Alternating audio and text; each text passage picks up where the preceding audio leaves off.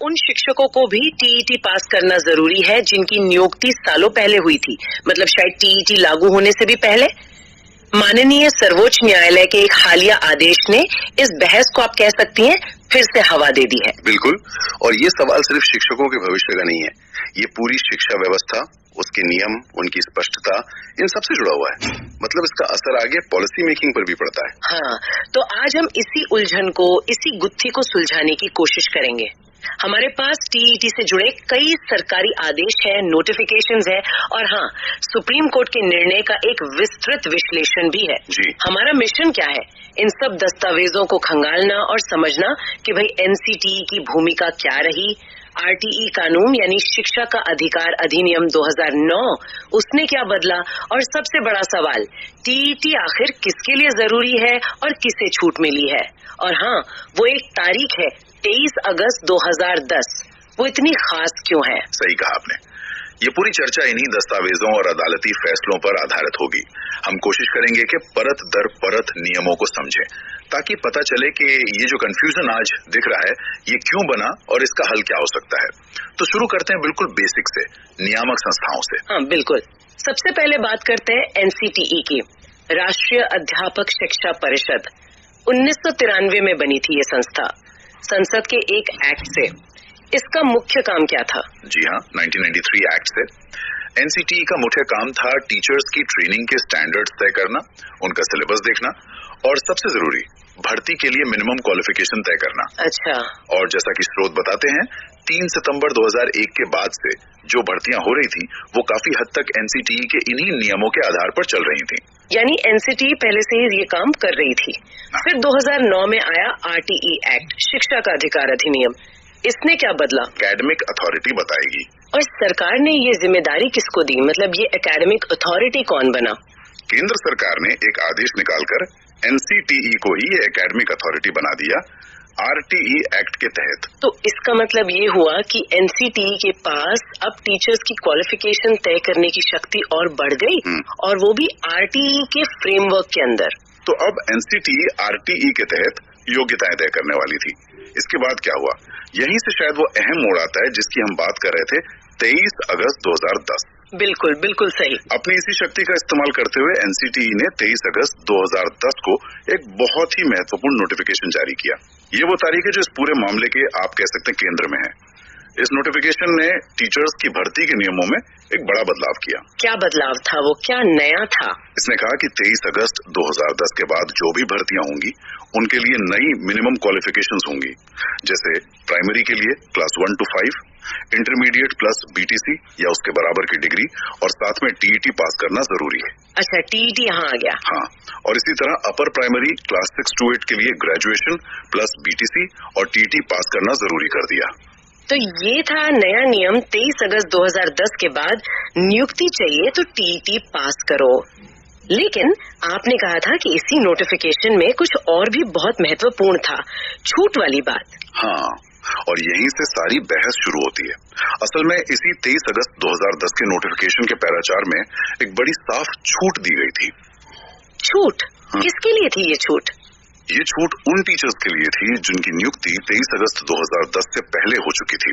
Notification के para 4 में साफ साफ लिखा था कि कुछ खास कैटेगरी के टीचर जो इस तारीख से पहले नियुक्त हो चुके थे, उन्हें पैरा 1 में बताई गई नई मिनिमम क्वालिफिकेशंस, जिसमें टीईटी भी था, उसे हासिल करने की जरूरत नहीं है।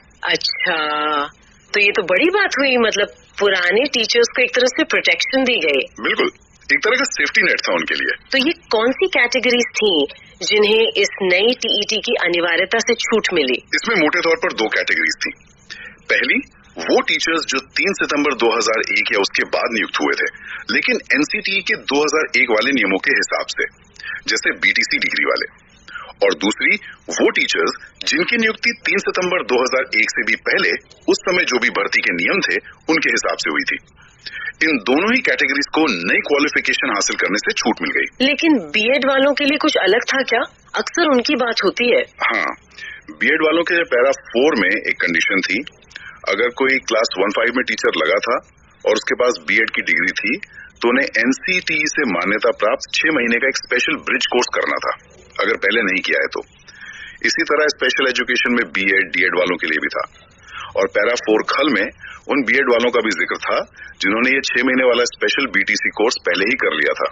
तो अगर मैं इसे संक्षेप में कहूँ, 2010 के नोटिफिकेशन ने भविष्य के लिए टीईटी जरूरी किया, लेकिन उसी नोटिफिकेशन ने मौजूदा टीचर्स के एक बड़े हिस्से को साफ तौर पर इस नई जरूरत से बाहर रखा। बिल्कुल सही समझा आपने, और विश्लेषण का सबसे अहम पॉइंट यही है स्रोत के अनुसार कि 23 अगस्त 2010 के नोटिफिकेशन के पैरा 4 में दी गई ये छूट आज तक किसी भी बात के अमेंडमेंट या नोटिफिकेशन से साफ तौर पर हटाई नहीं गई है, रद्द नहीं की गई है। अच्छा जी, ये एक्सपोस्ट फैक्टो लॉ के सिद्धांत के हिसाब से था। मतलब कोई नया कानून पिछली तारीख से लागू होकर किसी के स्थापित अधिकारों पर बुरा असर नहीं डाल सकता। हाँ, ये सिद्धांत तो है, और शायद एनसीटीई की 2019 की एक और नोटिफिकेशन भी इसी बात की तरफ इशारा करती है कि भूतललक्षी प्रभाव से बचना है। संविधान का अनुच्छेद 20(1) भी तो पिछली तारीख से लागू होने वाली क्रिमिनल कानूनों को रोकता है। सिविल में थोड़ी अलग स्थिति होती है, पर सिद्धांत तो है कि कानून आगे के लिए होते हैं। सही कहा। तो 2010 में ये स्थिति बन गई। अब देखते हैं इसके बाद क्या हुआ। 2011 में एनसीटी एक्ट में एक संशोधन हुआ और उसमें एक नई धारा 12 क जोड़ी गई। अच्छा, ये धारा 12 का क्यों आई? इसका क्या मकसद था? इसने मूल रूप से एनसीटीई की क्वालिफिकेशन तय करने की शक्ति को और पक्का किया, लेकिन इसमें 2 जरूरी परंतुक थे, मतलब प्रोवाइजोस। पहला परंतुक उन टीचर्स को बचाता है जो 23 अगस्त 2010 के नोटिफिकेशन के बाद और इस 2011 के संशोधन के लागू होने से ठीक पहले नियुक्त हो गए थे। उन्हें सिर्फ इसलिए नुकसान न हो कि वे इस नए संशोधन में बताई गई योग्यता पूरी नहीं करते। और दूसरा परंतुक? दूसरा परंतुक कहता है कि इन टीचर्स को जो पहले परंतुक में आते हैं, आरटीई एक्ट या एनसीटीई एक्ट के तहत बताई गई मिनिमम क्वालिफिकेशन एक तय समय में हासिल करनी होगी। शुरू में यह समय 2015 तक था। तो 2011 का संशोधन ज्यादातर उन टीचर्स के लिए था जो 2010 और 2011 के बीच नियुक्त हुए, उन्हें नई क्वालिफिकेशन के लिए समय देने के लिए। जी, मोटे तौर पर यही लगता है। लेकिन फिर 2017 में आरटीई एक्ट में एक और संशोधन हुआ और इसने, जैसा कि स्रोत बताते हैं, काफी कंफ्यूजन पैदा किया है। हाँ, ये 2017 वाला संशोधन, ये क्या था? ये व्याख्या के लिहाज से थोड़ा पेचीदा है। इसने आरटीई एक्ट की धारा 23 की उपधारा 2 के बाद एक और परंतुक जोड़ा। ये कहता है कि 31 मार्च 2015 को नियुक्त या उस रूप में नियुक्त प्रत्येक शिक्षक जो उपधारा 1 के तहत मिनिमम क्वालिफिकेशन नहीं रखता है, उसे 2017 के संशोधन के लागू होने से 4 साल के अंदर यानी 2019 तक वो क्वालिफिकेशन हासिल करनी होगी। यहीं पे वो लाइन 31 मार्च 2015 को नियुक्त बहुत सारे सवाल खड़े करती है। क्या इसका मतलब ये निकाला गया कि 2015 तक जितने भी टीचर नियुक्त हुए थे, चाहे वो 2010 वाली छूट में आते हों या नहीं, उन सबको 2019 तक टीईटी जैसी नई क्वालिफिकेशन लेनी थी? यहीं पर स्रोत एक बहुत मजबूत तर्क देता है। स्रोत का कहना है कि ये 2017 का संशोधन सिर्फ उन टीचर्स पर लागू होता है जो आरटीए की धारा 23(2) के खास प्रावधान के तहत नियुक्त हुए थे। ये प्रावधान तब इस्तेमाल होता है जब किसी राज्य में ट्रेन टीचर्स काफी कम हो और केंद्र सरकार मिनिमम क्वालिफिकेशन में छूट दे दे। अच्छा, तो ये खास परिस्थितियों वाले टीचर्स के लिए था। जी, तो स्रोत के विश्लेषण के अनुसार 2017 का संशोधन असल में ऐसे अनट्रेन टीचर्स को अपनी ट्रेनिंग पूरी करने की समय सीमा जो पहले 2015 थी बढ़ाकर 2019 करने के लिए था। ये उन टीचर्स पर टीईटी जैसी नई क्वालिफिकेशन थोपने के लिए नहीं था जो 2010 के नोटिफिकेशन के तहत पहले से योग्य माने गए थे या जिन्हें साफ तौर पर छूट मिली हुई थी। क्या स्रोत इस व्याख्या के सपोर्ट में कुछ सबूत देता है? क्योंकि ये व्याख्या थोड़ी अलग लगती है जो आमतौर पर समझी जाती है। हाँ, बिल्कुल।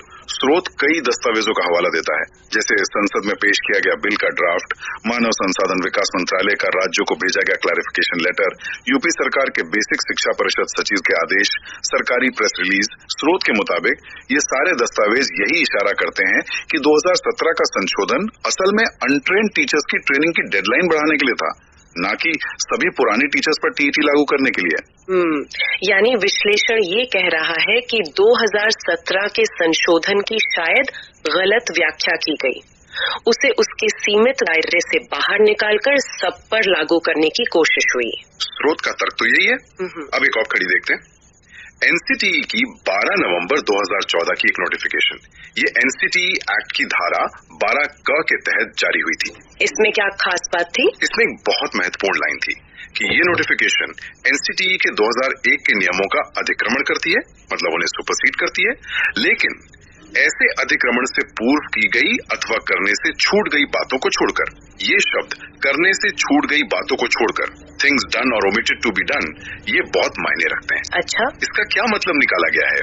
स्रोत की व्याख्या के अनुसार इसका मतलब है कि ये 2014 की नोटिफिकेशन भविष्य के लिए नए नियम तो बनाती है, नई भर्ती और प्रमोशन के लिए योग्यताएं जो शेड्यूल 1 और 2 में दी गई, लेकिन ये उन सभी बातों पर बुरा असर डाले बिना करती है जो 12 नवंबर 2014 से पहले एनसीटीई द्वारा की जा चुकी थी या करने से छोड़ी जा चुकी थी। और इसमें स्रोत के अनुसार 23 अगस्त 2010 वाली नोटिफिकेशन के पैरा 4 की छूट भी शामिल है। यानी 2014 की नोटिफिकेशन ने आगे के नियम बदले पर पुरानी छूट को खत्म नहीं किया, उसे बरकरार रखा। अगर ये व्याख्या सही है तो इसका असर तो प्रमोशन पर भी पड़ेगा। क्या इसका मतलब ये हुआ कि जो टीचर 2010 से पहले नियुक्त हुए थे और उस समय योग्य थे या छूट में आते थे, उन्हें प्रमोशन के लिए भी टीईटी की जरूरत नहीं है? स्रोत का निष्कर्ष ठीक यही है, क्योंकि 2014 की नोटिफिकेशन जो प्रमोशन के नियम भी बताती है, उसने 2010 वाली छूट को स्पेसिफिकली खत्म नहीं किया, ऐसा स्रोत का मानना है। लेकिन क्या इस व्याख्या पर कोई दूसरी राय नहीं है?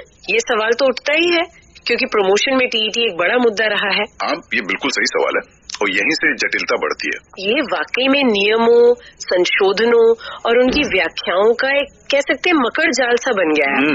अब आते हैं उस अदालती फैसले पर जिसने इस मुद्दे को फिर से सुर्खियों में ला दिया है। माननीय सर्वोच्च न्यायालय का आदेश। स्रोत में इसकी प्रभावी तिथि 1 सितंबर 2025 लिखी है, जो शायद टाइपिंग एरर हो, पर आदेश हाल का है। इस मामले में कोर्ट के सामने कौन कौन थे? स्रोत के अनुसार अपील करने वालों में 3 मुख्य ग्रुप थे। पहले माइनॉरिटी एजुकेशनल इंस्टीट्यूशंस, अल्पसंख्यक शिक्षण संस्थान, जिन्हें टीईटी पास नहीं करने वाले टीचर्स की भर्ती से रोका जा रहा था। दूसरे सरकारी अथॉरिटीज, जिनका कहना था कि टीईटी तो हर तरह के स्कूल में जरूरी है, minority non minority aided unaided सब में। और तीसरा ग्रुप कौन था? तीसरा ग्रुप था इंडिविजुअल टीचर्स का, जिनकी नियुक्ति आरटी कानून लागू होने से काफी पहले हुई थी और वो इस नियम का विरोध कर रहे थे कि उन्हें अब अपनी प्रमोशन के लिए टीईटी पास करना होगा। तो कोर्ट ने विचार के लिए मुख्य कानूनी सवाल क्या तय किए? किन पॉइंट्स पर कोर्ट को फैसला देना था? कोर्ट ने 2 मुख्य सवालों पर फोकस किया। पहला, क्या राज्य माइनॉरिटी संस्थानों में नियुक्ति के लिए टीईटी अनिवार्य कर सकता है? और दूसरा, क्या उन टीचर्स को जिनकी नियुक्ति 29 जुलाई 2011 की एनसीटीई नोटिफिकेशन, जिसने टीईटी लागू किया, से बहुत पहले हुई थी और जिनके पास सालों का अनुभव है, उन्हें प्रमोशन के लिए टीईटी पास करना जरूरी है, खासकर आरटीए एक्ट की धारा 23(2) में 2017 में जो दूसरा परंतुक जोड़ा गया, उसको देखते हुए। ठीक है, अब आते हैं कोर्ट के ऑब्जर्वेशंस पर, जो बहुत महत्वपूर्ण है। स्रोत ने आदेश के पैरा 168 और 169 पर खास ध्यान दिलाया है। पैरा 168 में कोर्ट ने क्या कहा? पैरा 168 में कोर्ट ने माना कि आरटीई एक्ट और एनसीटीई नोटिफिकेशन ये उम्मीद करते हैं कि जो टीचर आरटीई लागू होने से पहले नियुक्त हुए थे और अयोग्य थे, वो भी दी गई समय सीमा में टीईटी की जरूरत पूरी करें। लेकिन, और ये बहुत जरूरी है, कोर्ट ने ये भी साफ तौर पर माना कि जो टीचर 3 सितंबर 2001 से पहले के नियमों के अनुसार नियुक्त हुए थे या जो स्पेशल छूट वाली कैटेगरी जैसे स्पेशल बीटीसी में आते थे, उन्हें छूट दी गई थी। यानी कोर्ट ने 2010 वाली नोटिफिकेशन की छूट को माना। तो कोर्ट ने उस छूट को रिकॉग्नाइज किया, माना। और पैरा 169 में क्या कहा? पैरा 169 में कोर्ट ने कहा कि अगर धारा 23 और एनसीटीई नोटिफिकेशंस को एक साथ पढ़ा जाए तो वो 23 अगस्त 2010 को या उसके बाद नियुक्त सभी टीचर्स के लिए टीईटी को एक मैंडेटरी क्राइटेरिया बनाती हैं, अनिवार्य मानदंड, और जो टीचर्स जरूरी क्वालिफिकेशन के बिना पहले नियुक्त हुए थे, उनके लिए एक टाइम बाउंड ऑब्लिगेशन, मतलब समय सीमा में पालन करने की जिम्मेदारी तय करती हैं, ताकि टीचिंग के स्टैंडर्ड एक जैसे हों। यहाँ भी कोर्ट 23 अगस्त 2010 की तारीख को एक तरह की लाइन मान रहा है।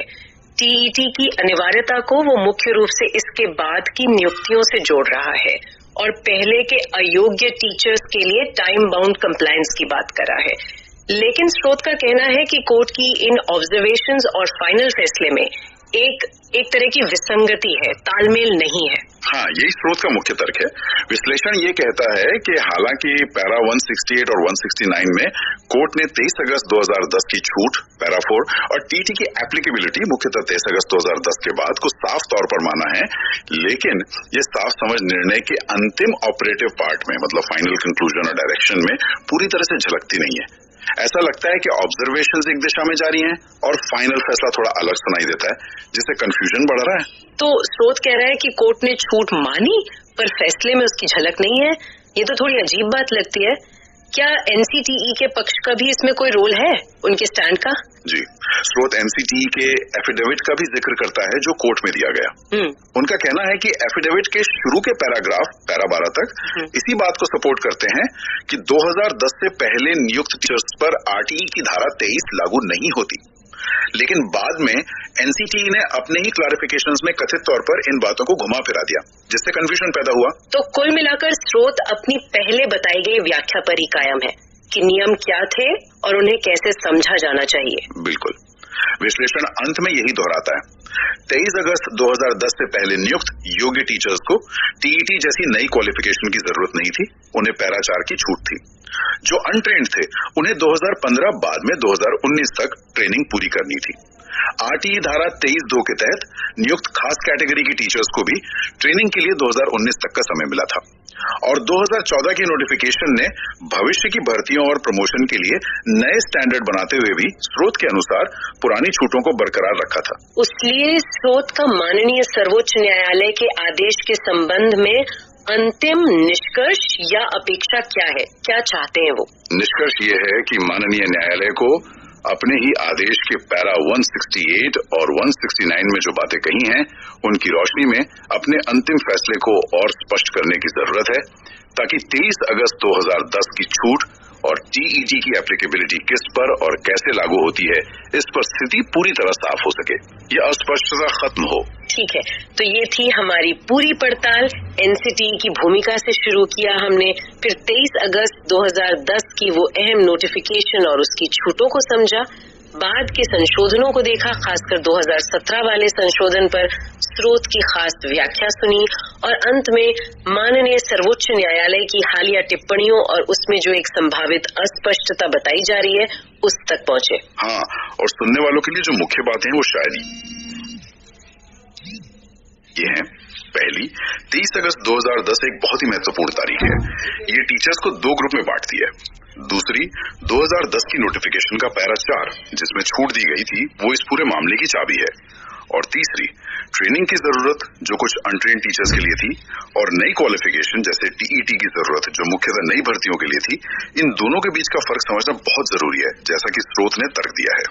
ये वाकई एक जटिल कानूनी और नीतिगत मुद्दा है और इसके परिणाम भी दूर तक जाते हैं और जाते जाते एक सवाल सोचने के लिए छोड़ जाते हैं। ये पूरी स्थिति जहां नियमों और संशोधनों की इतनी सारी परतें हैं और टॉप कोर्ट के आदेश में भी स्पष्टता की गुंजाइश बताई जा रही है, ये बड़े पैमाने पर एजुकेशनल रिफॉर्म्स को लागू करने की चुनौतियों के बारे में क्या बताती है, खासकर जब उन्हें पिछली तारीख से लागू करने से बचना हो। और इस तरह की कानूनी अनिश्चितता उन टीचर्स के करियर और उनके मनोबल पर कैसा असर डालती होगी जो सालों से पढ़ा रहे हैं, इस पर जरूर सोचिएगा। आपको अंत में यह टेट गुरु मंत्र चैनल को सब्सक्राइब करने के लिए मैं कहूँगा दोस्तों, आप सब्सक्राइब कर ले ताकि हम इस प्रकार के वीडियो आपको सबसे पहले देते रहेंगे। आप जो है जब चैनल सब्सक्राइब करेंगे तो हमारा मनोबल बढ़ेगा और टेट से संबंधित संपूर्ण तैयारी संबंधित ऐसे वीडियो मैं आपको भी लाता रहूँगा। धन्यवाद।